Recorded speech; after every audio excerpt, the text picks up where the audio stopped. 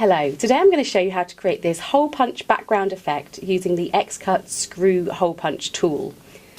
It's a really clever tool that has 3 different sizes of hole punches, and it lets you punch anywhere on your project. You're not limited by a distance from the edge of your card.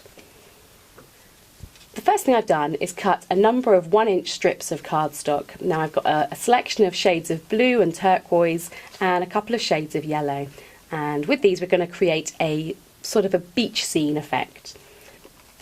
Now the first thing I've done is stick them onto just some standard printer paper and then cut it to size that's going to fit on the front of my card. I'm using a card that's a tall card, and as you can see I'm just going to leave a narrow border around the edge. So before we stick it in place, we're going to use our hole punching technique. So we're going to pop it onto our self-healing mat, and we're going to use the screw hole punch tool with the largest size of the attachments there. So what we're going to do is, holding the paper in place, is just hold the tool completely upright and then press down firmly, and that will cut your first hole. And it's got a really lovely clean cut there, and it's really easy to do. So I'm going to go ahead and cut lots more holes all over just the left hand side of the card.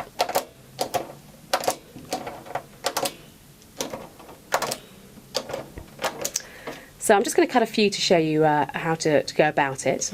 When you've punched large holes all over the left hand side of your project, you want to change the size of the cutting head.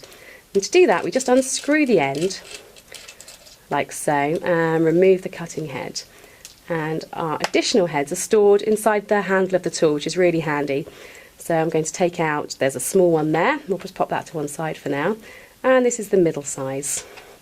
So we'll store our other one back in here and pop in our middle sized head and screw it back into place. And then you can just continue to punch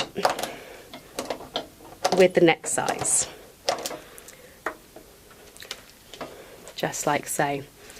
Now when you've completed, you'll have punched lots and lots of holes all the way down the left hand side, and as you can see I've filled in the spaces with the smaller sizes of the hole punch.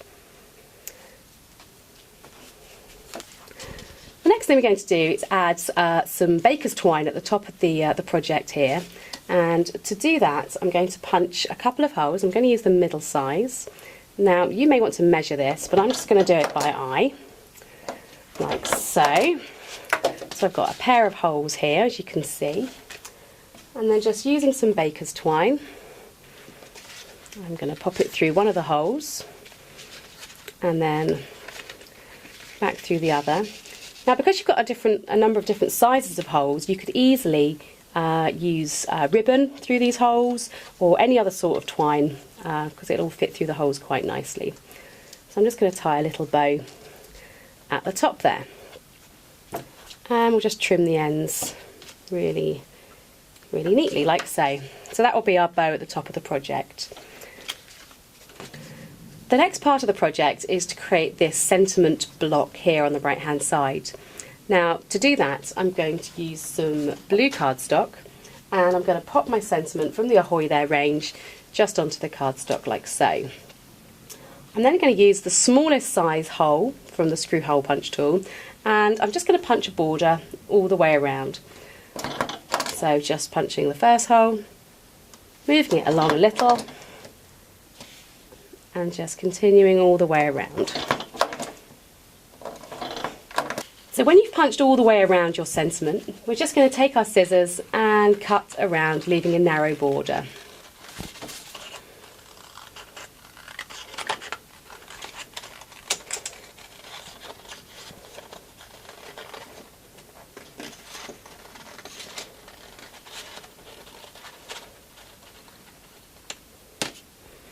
Like so, and that gives us our little sentiment block. Now I've mounted my sentiment onto my card using some 3D foam pads, and I've also added a row of the lovely beach huts here at the bottom of the card, also using some 3D foam pads. And that's our completed card.